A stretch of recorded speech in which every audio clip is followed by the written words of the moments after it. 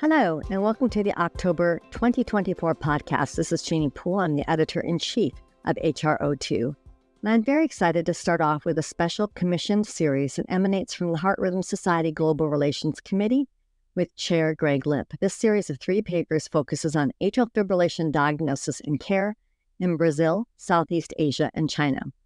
The lead-off paper is an editorial by Dr. Greg Lipp, who discusses the importance of these papers and the value of representation of global authors to better understand the opportunities and challenges to AF healthcare in these global regions. The first paper is authored by Dr. Santos and colleagues from Brazil. Therein, the authors describe the difficulty in providing adequate healthcare in urban areas, much less in rural areas where communities may be further apart. The second paper is led by Dr. Krita Yangfang and colleagues who describe challenges to AF care in Southeast Asia, specifically Thailand, India, and Sri Lanka. Efforts to improve integrated care paths are described, as well as community engagement initiatives. In the third paper, Dr. Lee and colleagues describe the Miracle AF mode of integrated care for older Chinese patients. They further describe the situation in rural areas and challenges to following the ABC AF care pathway. All 3 of these papers share in common the disparities apparent in care for rural versus urban patients and in first world compared to so-called third world countries. Comprehensive, multifaceted approaches along with improved infrastructure is desperately needed to improve the identification and care of individuals with atrial fibrillation living in these health resource-constrained areas of the world. We thank Dr. Lipp for his leadership and all of the authors for writing these important papers. Moving on now to original articles accepted into this October issue of HRO2. The first paper is titled Ventricular Stimulation in Patients with Myotonic Dystrophy Type 1 May Not Predict Future Ventricular Arrhythmias by Dr. Lucas Serban and colleagues. This paper focuses on the evaluation of ventricular arrhythmias in gene-positive myotonic dystrophy type 1. This study involves using EP stimulation. This is a 2B indication in the Heart Rhythm Society consensus statement from 2022. 81 patients with gene-positive myotonic dystrophy type 1 were identified at a single center between 2008 and 2022. Of these, 36 had evidence of conduction system disease on their ECG in clinic with either a PR interval greater than 220 milliseconds or QRS greater than 120 milliseconds. This finding then led to an electrophysiology stimulation protocol, which included drivetrains at 600 and 400 milliseconds and up to 3 extra stimuli. 26 of the 36 patients had EP studies performed. None of these patients had a prior history of ventricular arrhythmias. 4 patients had inducible VT, and all had them with VT induced with double extra stimuli. These 4 patients received an implantable cardiac defibrillator, and of the remaining, 18 patients received permanent pacemakers. Outcome was evaluated at 5.7 years of follow-up. At 5.7 years, 7 patients had developed sustained VT. 6 of those had negative EPS stimulations. Only 1 of the patients with EP-inducible VT had a subsequent VT episode. Baseline clinical characteristics were compared. Between the patients who developed subsequent ventricular tachyarrhythmias and those who did not, it was observed that patients with positive V-stim had a lower LVEF than those with negative V-stims, 51 versus 65% respectively. Other baseline variables were similar except for a prolonged QT interval in those who had subsequent ventricular tachyarrhythmias. The authors conclude that electrophysiology studies performed in these patients who have conduction system disease may not be a useful method to identify patients at risk for symptomatic VT, but of course, larger studies are needed to confirm these observations. The next paper is titled Progression of Myocardial Dysfunction and Prediction of Arrhythmic Events in Patients with Exercise-Induced Arrhythmogenic Cardiomyopathy. The first author is Dr. Linda Osserud and her colleagues, of course. The purpose of this study is to assess the progression of myocardial function in patients with exercise-induced arrhythmogenic cardiomyopathy.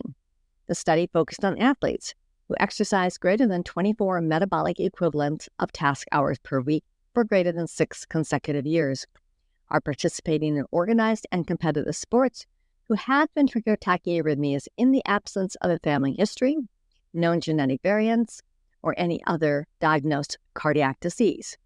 Therefore, there was no identified etiology in this patient group. This is a single-center study and used echocardiographic follow-up at baseline and during long-term follow-up.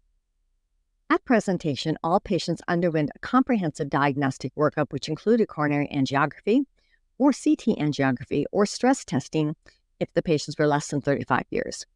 Cardiac MRIs were also done. Patients with echocardiographic signs of shunts and moderate to severe valvular disease were excluded. The definition of life-threatening ventricular arrhythmias was defined as syncope without warning symptoms due to the simultaneous documentation of non-sustained VT equal to or greater than 3 consecutive beats with a rate greater than 100 beats per minute, sustained VT equal to or greater than 30 seconds, and appropriate therapy from an implantable cardiac defibrillator or aborted cardiac arrest. The authors observed that 41 patients were identified, of whom 15% were women with an average age of 45 years. Of these, 34% met the definitive diagnosis of exercise-induced arrhythmogenic cardiomyopathy, 12% had a borderline diagnosis, and 34% a possible diagnosis. The remaining 20% did not meet the 2010 Task Force consensus document definitions. At baseline, life-threatening ventricular arrhythmias had occurred in 11 or 27% of the athletes, of which 5 had presented as an aborted cardiac arrest. 5 were diagnosed with sustained VT, and 1 had a documented syncopal non-sustained VT. Recurrent life-threatening ventricular tachyarrhythmias during follow-up occurred in 5 of the 11 patients, or 45%, of which 4 presented with appropriate ICD shocks and 1 had sustained VT without a shock therapy due to inappropriate ICD programming.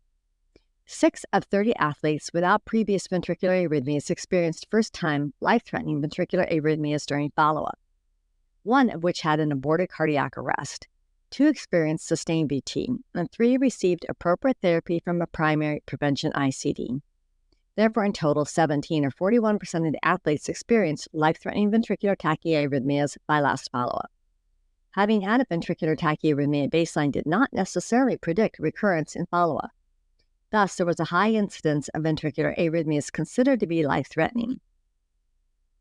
There was also a relationship observed of having a first-time ventricular arrhythmia to deterioration of the right ventricle, with an odds ratio of 1.12 and a p-value of 0.031 per 1% deterioration of right ventricular free wall longitudinal strain. The changes in RV function was a strong predictor of impending first-time life-threatening ventricular arrhythmias during follow-up. The authors conclude that there were no clear changes in myocardial function and structure during follow-up in the overall patient population, but there was a high incidence rate and high recurrence rate of life-threatening ventricular arrhythmias. Subtle worsening of RV function was observed in those who experienced first-time life-threatening ventricular arrhythmias during follow-up, and deterioration of RV function was a strong predictor of impending first-time life-threatening ventricular tachyarrhythmias. The authors conclude that these findings may inform clinical decision-making and management of athletes who have arrhythmogenic ventricular tachyarrhythmias in the absence of any identifiable etiology. The title of the next paper is Predictors of First-Pass Isolation in Patients with Recurrent Atrial Fibrillation, a Retrospective Cohort Study, by Dr. Juliana Perez-Pinzon. This study retrospectively identified 483 patients at a single institution undergoing first-time PVI for AF in 2021. The purpose of the study was to determine factors associated with first-pass isolation and the rates of chronic reconnection among those with and without first-pass isolation at index of the PVI in patients who undergo repeat ablation. Of the 483 patients, 63 had repeat ablation between 2021 and 2023. The authors performed a logistic regression analysis for predictors of first-pass isolation documented at the index PVI. Results showed a mean age of 65 years. 67% of patients were male, 90% were white, and 73% had persistent atrial fibrillation. At the index PVI, first-pass isolation was achieved in 58% of left pulmonary veins, 48% of right pulmonary veins, and 25% of posterior wall isolations. Bilateral first-pass isolation was achieved in 35% of patients. At redo PVI, the right superior pulmonary vein, 47% of all, was most frequently reconnected. Lack of PVI of the right pulmonary veins at the index PVI was associated with a 14-fold risk of chronic reconnection. Elevated left atrial voltage predicted the absence of complete PVI of the right pulmonary veins, but not the left pulmonary veins. The key points that the authors state are: 1. Elevated left atrial voltage predicts lack of first-pass isolation of the right pulmonary veins. Second, first-pass isolation of the left pulmonary veins is not affected by left atrial voltage. And third, lack of first-pass isolation in the right pulmonary veins at index procedure is associated with an increased likelihood of chronic reconnection. The next paper is being published concurrently with the author's presentation at the Asia Pacific Heart Rhythm Society meeting in Sydney, Australia. The title is Left Atrial Posterior Wall Isolation in addition to pulmonary vein isolation using a pentaspline catheter and pulsed field ablation for atrial fibrillation, a systematic review and meta-analysis by Dr. Raymond Pranata and colleagues.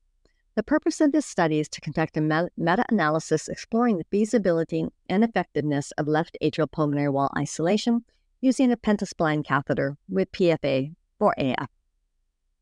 The objective was that this meta-analysis aimed to investigate the feasibility and effectiveness of left atrial posterior wall isolation in addition to pulmonary vein isolation using the pentaspline catheter and PFA for AF.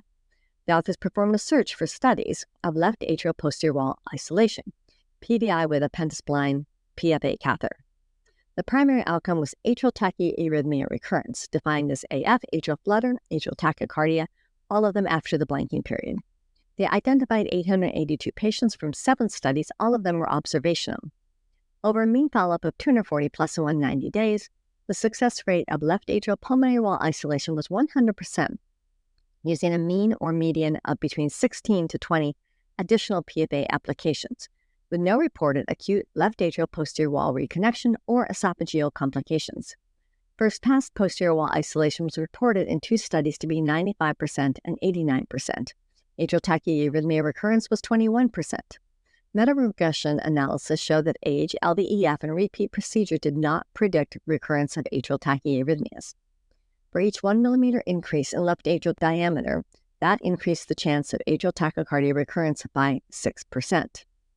Meta-analysis showed no difference in terms of atrial tachycardia arrhythmia recurrence among left atrial posterior wall isolation plus PVI isolation versus patients compared to those without left atrial posterior wall isolation with an odds ratio of 0.78, p-value 0.86.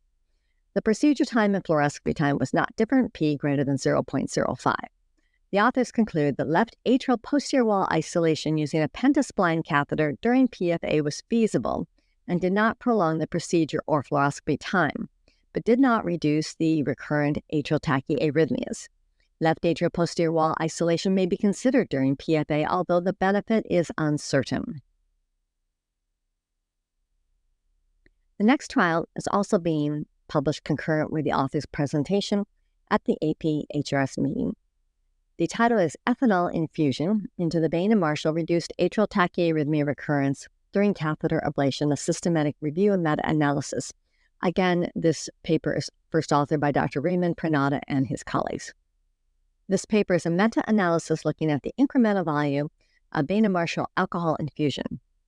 They posit that doing so may provide local autonomic degeneration, improving outcomes. The authors performed a literature search using multiple standard sources looking for any papers studying vein of Marshall infusion and AF ablation. The primary outcome was atrial tachyarrhythmia recurrence defined as atrial fibrillation, flutter, or atrial tachycardia after the blanking period. The authors identified 11 studies with 2,821 patients. Only 2 of these studies were randomized. The others were prospective or retrospective observational studies published between 2019 and 2024.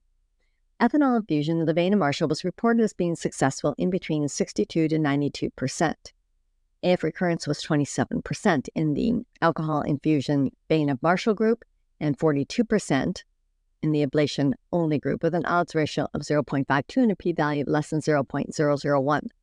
The rate of mitral isthmus bidirectional block was 85% in the ethanol infusion vein of Marshall group and 73% in the ablation-only group, which was significantly higher with an odds ratio of 3.87 and a p-value of less than 0.001. The mitral isthmus reconnection rate and procedure time were similar. However, a leave one out sensitivity analysis showed p less than 0.05 for both. The benefit of alcohol-infused vein and Marshall was not affected by age, left atrial diameter, or left ventricular ejection fraction, or age. Similarly, left atrial diameter was evaluated and found to be inversely associated with ethanol-infused vein and Marshall. The authors conclude that the addition of ethanol infusion of the vein and Marshall to ablation increased mitral isthmus bidirectional block and reduced atrial tachycardia recurrences. The next paper is titled Leadless Pacemaker Dislodgement, Difficulty in Release as a Predictor for Dislodgement and Tools for Successful Retrieval, Mohammed Amin and colleagues. This is a case report describing a case in a 76-year-old who underwent an Avir leadless pacemaker after developing complete heart block following a TAVR. The authors needed to release and redock the pacemaker, and the procedure was complicated by immediate dislodgement into the left pulmonary artery. The authors then discuss the considerations for implant and the retrieval process. The next paper is titled Associations Between Atrial Fibrillation Symptom Clusters and Major Adverse Cardiovascular Events Following Catheter Ablation by Dr. Daniel Sharp and colleagues. This is a brief report. The authors have provided a retrospective analysis of EHR data for 1,292 adults from a single center who underwent catheter ablation for AF between 2010 to 2020 and had 1 year of follow-up. The authors used natural language processing and machine learning hierarchical clustering techniques to extract AF symptoms from the EHR. These include anxiety, chest pain, dizziness, dyspnea, edema, fatigue, malaise, palpitations, syncope, and weakness. The cluster symptoms were labeled as most prevalent to least in the hierarchical order, which was cluster 1, generally symptomatic, 2, dyspnea and edema, 3, chest pain, 4, anxiety, 5, asymptomatic, and 6, fatigue and palpitations. The authors used logistic regression models to examine the associations between the 6 previously defined symptom clusters and the AF-related major adverse cardiovascular events, adjusting for age, sex, and race. The results show that amongst the 1,292 patients, 28.8% had AF-related MACE within 1 year. The highest prevalence of symptoms correlated with post-ablation MACE, and these were anxiety and then second, fatigue and palpitations. The authors' key findings include, first, in their sample, approximately 1/3 of patients undergoing catheter ablation experienced AFib-related major adverse cardiovascular events 1 year post-ablation. Second, pre-ablation symptom clusters that were characterized by a high prevalence of patients were 1, anxiety, and 2, fatigue and palpitations, and this correlated with post-ablation MACE. Finally, it is possible that patients with specific symptoms pre-ablation may be at increased risk for atrial fibrillation-related MACE. The next paper is titled Healthcare Professionals' Perspective on the Acceptance of Gene Therapy by Dr. Leon Recker and colleagues. This is a research letter that explores the perceptions of healthcare professionals towards gene therapy as treatment for cardiomyopathy, and also to explore the route to implementation of gene therapy in clinical care. The key findings are, first, a trade-off between conceived risks and benefit drives healthcare professionals' attitudes towards gene therapy. Second, all interviewed healthcare professionals considered cardiac gene therapy as a viable treatment option provided that it is proven safe in patients. Third, important themes that will improve acceptance of the gene therapy include 1, expansion of knowledge, 2, transparent communication about its working mechanism, risks, and benefits. Third, concentration of care in expertise centers. 4, designing treatment protocols and guidelines.